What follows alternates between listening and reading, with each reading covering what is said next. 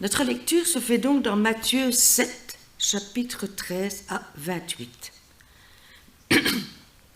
Entrez par la porte étroite. En effet, large est la porte, spacieux le chemin menant à la perdition, et il y en a beaucoup qui entrent par là. Mais étroite est la porte, resserré le chemin menant à la vie, et il y en a peu qui les trouvent. Méfiez-vous des prétendus prophètes. Ils viennent à vous en vêtements de brebis, mais au-dedans ce sont des loups voraces. Vous les reconnaîtrez à leurs fruits. Cueille-t-on des raisins sur des ronces ou des figues sur des chardons? Tout bon arbre produit de bons fruits, mais le mauvais arbre produit de mauvais fruits. Un bon arbre ne peut pas porter de mauvais fruits, ni un mauvais arbre porter de bons fruits. Tout arbre qui ne produit pas de bons fruits est coupé et jeté au feu. C'est donc à leurs fruits que vous les reconnaîtrez. Ceux qui me disent « Seigneur, Seigneur » n'entreront pas tous dans le royaume des cieux, mais seulement celui qui fait la volonté de mon Père céleste. Beaucoup me diront ce jour-là, « Seigneur, Seigneur, n'avons-nous pas prophétisé en ton nom? N'avons-nous pas chassé des démons en ton nom? N'avons-nous pas fait beaucoup de miracles en ton nom? » Alors je leur dirai ouvertement, « Je ne vous ai jamais connus. Éloignez-vous de moi, vous qui commettez le mal. » C'est pourquoi toute personne qui entend ces paroles que je dis et les met en pratique, je la comparerai à un homme prudent qui a construit sa maison sur le rocher. La pluie est tombée, les torrents sont venus, les vents ont soufflé et se sont déchaînés contre cette maison. Elle ne s'est pas écroulée parce qu'elle était fondée sur le rocher. Mais toute personne qui entend ces paroles que je dis et ne les met pas en pratique ressemblera à un fou qui a construit sa maison sur le sable. La pluie est tombée, les torrents sont venus, les vents ont soufflé et se sont abattus sur cette maison. Elle s'est écroulée et sa ruine a été grande. Amen.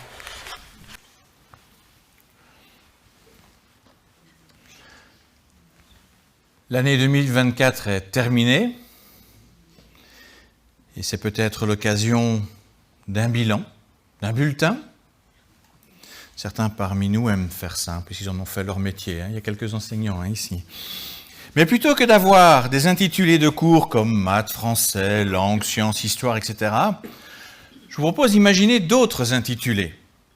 Économie, santé, social, sécurité, honnêteté, aïe, là la côte dans le rouge, bonheur, spiritualité, etc. Et puis avec tout ça, on proposerait une moyenne pour classer l'année 2024. De façon très subjective, parce que voilà, c'est un peu notre ressenti. Quelle moyenne donneriez-vous à cette année qui vient de s'écouler? Au revoir les têtes, c'est pas haut.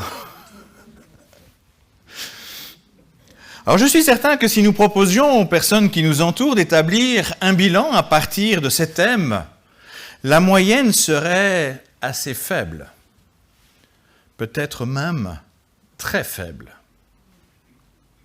Et quand parmi les chrétiens j'entends certains prédire le retour imminent du Christ en raison de leur perception des événements, de ce qui ne va pas bien, n'est-ce pas quelque part une version pieuse d'un bilan très médiocre donné à notre vie actuelle? Ça va de plus en plus mal. En fait, le bulletin descend. Alors face à cette médiocrité, nous constatons trois attitudes différentes. Certains se résignent, n'attendant plus rien de bon et ne croyant plus au changement. Cela peut conduire des chrétiens à simplement attendre passivement le retour imminent du Christ en espérant que la situation, en tout cas personnelle, ne se dégrade pas encore davantage. D'autres s'adapte coûte que coûte, parfois au prix de compromis ou de compromission, en cherchant à maintenir une certaine zone de confort et à tirer le bon parti de la situation ambiante. C'est généralement ce que le christianisme a cherché à faire au cours des siècles. L'Église s'est adaptée, on cherche son petit confort, sa petite place. D'autres encore cherchent vraiment à améliorer la situation, à proposer une autre manière de vivre. D'ailleurs, n'est-ce pas justement le chemin que Christ a choisi? Il ne fait aucun doute que la toute grande majorité souhaite du changement. Aucune nation n'échappe aujourd'hui, je crois, à ce désir. Il y a une grande insatisfaction présente partout. Personne n'est vraiment satisfait de la situation dans le monde actuel.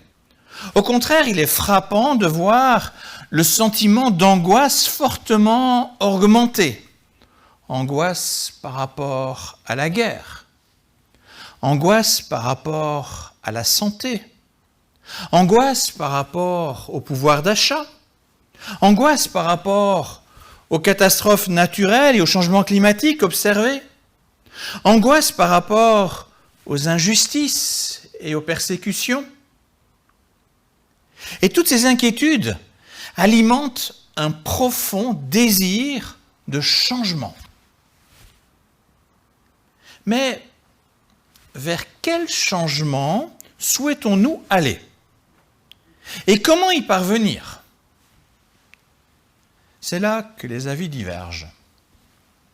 Il existe des voies violentes et non violentes, des voies idéologiques ou pragmatiques, des voies coercitives ou spontanées, des voies légitimes ou dictatoriales.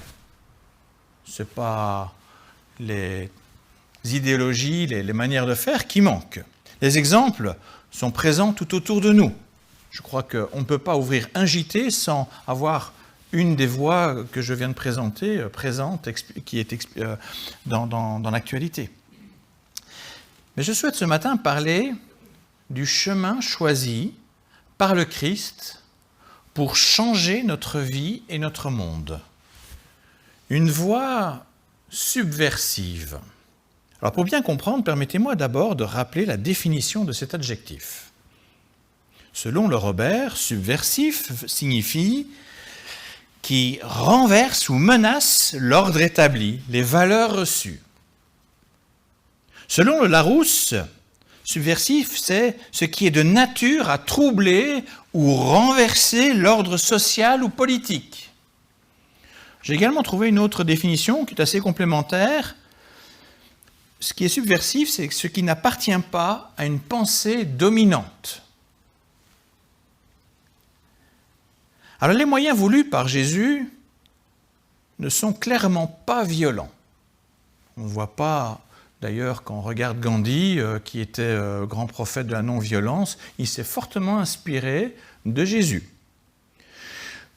Quand on regarde Jésus, il n'est pas vraiment idéologique, ou même coercitif, mais assurément subversif et redoutablement efficace pour changer une société. L'évangile de Matthieu se présente comme une alternance entre récits, on a eu le récit de la nativité, les mages, etc., et des discours. Et le premier discours, c'est le sermon sur la montagne. Discours qu'on appelle aussi sermon. Ce que nous avons entendu est la finale du premier discours. Un discours qu'on pourrait qualifier de programmatique, bien connu sous le nom du sermon sur la montagne. Un discours en fait qui fait écho au discours de Moïse sur la montagne lors de la conclusion de l'alliance entre Dieu et Israël. Donc ce n'est pas n'importe quel discours auquel il se rattache. À la fin du discours de Moïse, de ce discours d'alliance, Moïse parlant en ces termes. « Regarde, je mets aujourd'hui devant toi la vie et le bien, ou le mal et la mort. En effet, je te prescris aujourd'hui d'aimer l'Éternel, ton Dieu, de marcher dans ses voies et de respecter ses commandements, ses prescriptions et ses règles, afin de vivre et de te multiplier, afin que l'Éternel, ton Dieu, te bénisse. » Pour sa part, Jésus termine son discours en présentant lui aussi une opposition entre une maison qui tient bon, un projet de bonheur et de vie, et une maison qui s'effondre, un projet de malheur et de mort. Nous avons en fait exactement la même chose sous des formes différentes. Alors sans entrer dans le détail, voyons un petit peu ce que contient ce fameux discours subversif de Jésus auquel il veut nous rendre attentifs pour construire un projet de vie, un projet de bonheur. Alors, il commence très très fort. Heureux les pauvres, ceux qui pleurent, les doux, les persécutés pour la justice, etc. Vous connaissez bien ce texte des Béatitudes. On perçoit immédiatement que ce n'est vraiment pas ainsi que notre monde imagine le bonheur. On est directement en totale opposition avec les philosophies du monde. Ensuite, il nous appelle à être sel et lumière, des témoins actifs et visibles ayant un témoignage savoureux. On est bien loin du slogan qu'on entend souvent pour vivre heureux, vivons cachés. Après cela, Jésus annonce que la loi de Dieu reste le cœur de son programme. Je l'ai rappelé tout à l'heure. Et qu'il ne compte pas y déroger d'un iota. Iota, c'est la plus petite lettre qui existe en grec. Le texte était écrit en grec. Il n'est pas question ici d'une opposition entre un Dieu dans l'Ancien Testament et un Dieu dans le Nouveau Testament. Christ assume une continuité entre les deux. C'est le même Dieu. Il poursuit en proposant d'offrir, voilà, accrochez-vous, d'offrir à l'oppresseur le pardon plutôt que la colère pour vivre, de sorte à pouvoir vivre la réconciliation. Il préconise ensuite d'accepter des pertes plutôt que de nous laisser entraîner par la convoitise. Il continue en mettant en garde contre le divorce, les paroles trompeuses, la vengeance. Il suggère plutôt d'aimer son ennemi. Il dénonce ensuite une spiritualité trompeuse en évoquant les offrandes, les prières ou encore le jeûne ostentatoire et illusoire. Ce n'est pas la prière, le jeûne et les offrandes qui sont illusoires, mais quand on le fait de façon visible, ça, c'est illusoire. On veut donner une image. Vient ensuite un point très sensible dans son discours. Il nous enseigne à ne pas nous enrichir des trésors terrestres. Je ne sais pas si vous entendez souvent dans les églises, Dieu va vous bénir, il va vous donner la prospérité. Excusez-moi, mais Jésus l'a dit vraiment tout le contraire. Ne vous accrochez pas aux richesses terrestres. Et en même temps, c'est encore plus dur, de ne pas nous inquiéter. À cela, il ajoute à son programme le fait de ne pas juger les autres, mais plutôt de faire autre chose, de dépendre des autres. Demandez, on vous donnera, cherchez, vous trouverez, frappez, on vous ouvrira. Il ne faut pas juger les autres pour que les autres puissent répondre. On est très loin d'un discours policé qui tente de rendre Christ acceptable dans notre société. Ce n'est pas là le discours d'un Jésus bisounours que beaucoup veulent présenter dimanche après dimanche. En prenant la mesure de ce que Jésus enseigne ici, nous comprenons plus aisément pourquoi, après cela, il parle d'un chemin étroit. Ce n'est pas un chemin difficile à trouver, ni à voir. La direction est clairement indiquée par un tel discours. La difficulté vient de la subversivité de ce discours. J'ai dû aller voir au dictionnaire pour voir si ce mot existait bien. De son positionnement radical, en radicale opposition avec notre façon de vivre. C'est pour ça que ce chemin est difficile. Dans son livre « La subversion du christianisme », le théologien et philosophe Jacques Ellul dénonce un piège dans lequel est tombée la chrétienté. Après Christ, l'Église a sans cesse tenté de s'adapter à la société pour rendre son message acceptable, mais oubliant ses fondements. Et beaucoup ont parlé au nom du Seigneur, tels des prophètes, non pour défendre la subversivité initiale du message du Christ, venu pour prêcher un règne nouveau dans ce monde, mais pour défendre ce qui leur semblait acceptable selon leurs normes, leur interprétation personnelle.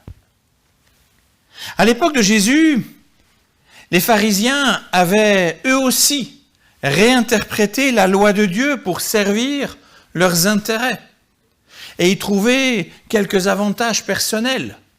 Ouais, ils contrôlaient la population avec des règles très lourdes et eux se mettaient là en façade comme s'ils étaient super religieux. Ils cherchaient la gloriole. Mais Jésus, le juif de Nazareth, leur a montré que tout cela était sans valeur et qu'ils ne pouvaient pas se reconnaître dans ce judaïsme-là. Aujourd'hui, la question posée par Jacques Ellul est: est-ce que Jésus-Christ peut se reconnaître dans le christianisme actuel? Nous devons le confesser, bien des enseignants proposent un évangile édulcoré. Or, cela a pour effet d'ôter l'efficacité du message du Christ dont notre monde a tant besoin pour trouver le chemin du changement et redonner à l'Église sa raison d'être. Le message subversif du Christ peut bien entendu laisser de la place à la nuance et au dégradé. Je n'exclus pas qu'il y a des moments où il faut pouvoir essayer d'interpréter. Les époques, les lieux, les contextes changent et doivent bien entendu être pris en compte. Je sais bien qu'on n'est pas tout à fait à l'époque de Jésus. Mais à certains moments, des choix sans ambiguïté s'imposent. Des choix non par facilité ou recherche de bien-être, mais des choix concrets, dictés par la fidélité à la parole du Christ. Pour conclure son sermon, son discours sur la montagne, Jésus propose une parabole concernant l'avenir que nous voulons fonder. Jésus oppose un sage construisant une maison sur le roc et un fou construisant sa maison sur le sable. Cette histoire, vous la connaissez bien. Vous l'avez certainement appris pour ceux qui sont là dans l'église depuis très longtemps. C'est une histoire parmi les grands tubes de l'école du dimanche. La première maison résistera, même dans les épreuves, tandis que l'avenir de la seconde maison est voué à la perte. Alors dans la parabole, il existe un point commun entre le sage et le fou. Souvent, on les met en opposition totale. Ils ne sont pas en opposition pour tout. il y a un point commun. Tous les deux, vous pouvez aller relire le texte, tous les deux ont entendu les paroles que Jésus a prononcées dans son discours. Autrement dit, le sage et le fou peuvent tous les deux dire « Seigneur, Seigneur » et prétendre parler en son nom en reprenant ses paroles. Mais ce qui différencie le sage du fou, c'est que le premier choisit de mettre les paroles de Christ en pratique, tandis que le second choisit de ne pas les mettre en pratique ou de modifier le contenu pour ôter ce qui est dérangeant, ce qui est subversif. Or, la conclusion de Jésus est sans appel. Le projet du premier résistera, tandis que le projet du second sera balayé.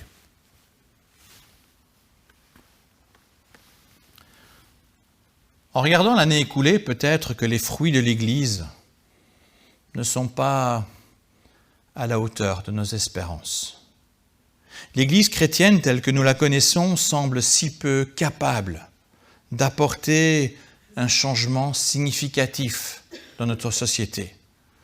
L'Église, pour le moment, elle est plutôt tournée vers sa survie et non pas sur sa mission. Ce n'est pourtant toutefois pas une fatalité. Remarquons que le contexte religieux à l'époque de Jésus n'était pas en meilleur état qu'aujourd'hui.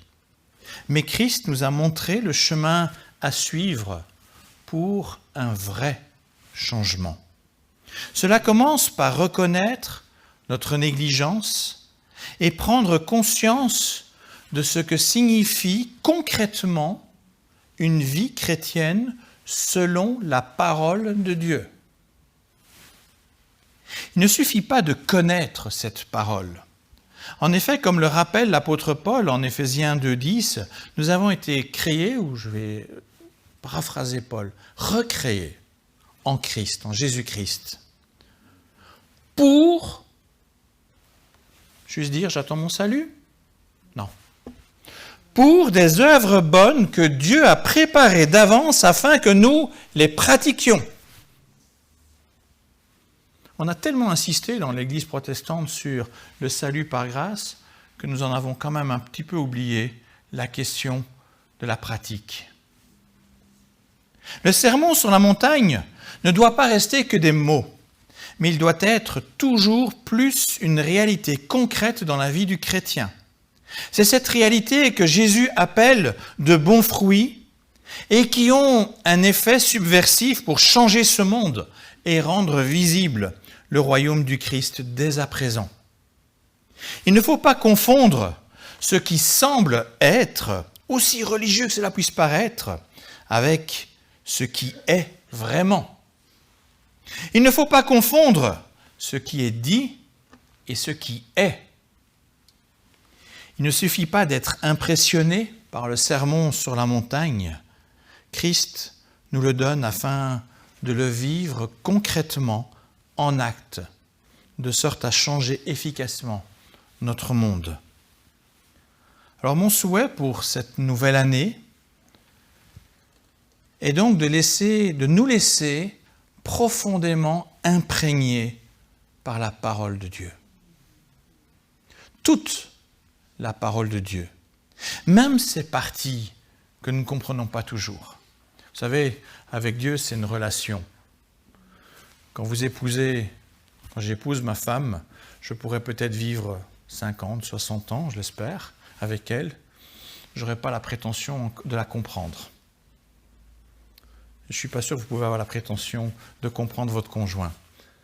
Mais ça ne veut pas dire qu'on ne peut pas intensifier la relation. C'est la même chose avec Dieu. On ne comprend peut-être pas tout, mais on peut intensifier cette relation. Familiarisons-nous avec la manière de faire de Dieu qui agit depuis le début pour apporter le salut, le changement tant espéré. Ne négligeons pas cette parole, non dans le but de simplement nous remplir la tête de connaissances passives. Ça quelque part, ça m'intéresse que moyennement. mais vraiment pour vivre cette parole au quotidien, dans notre relation mutuelle et dans notre relation avec Dieu. Certes, cette parole est exigeante, radicale, parfois dérangeante, elle va nous remettre en question, mais tellement efficace, pertinente et juste.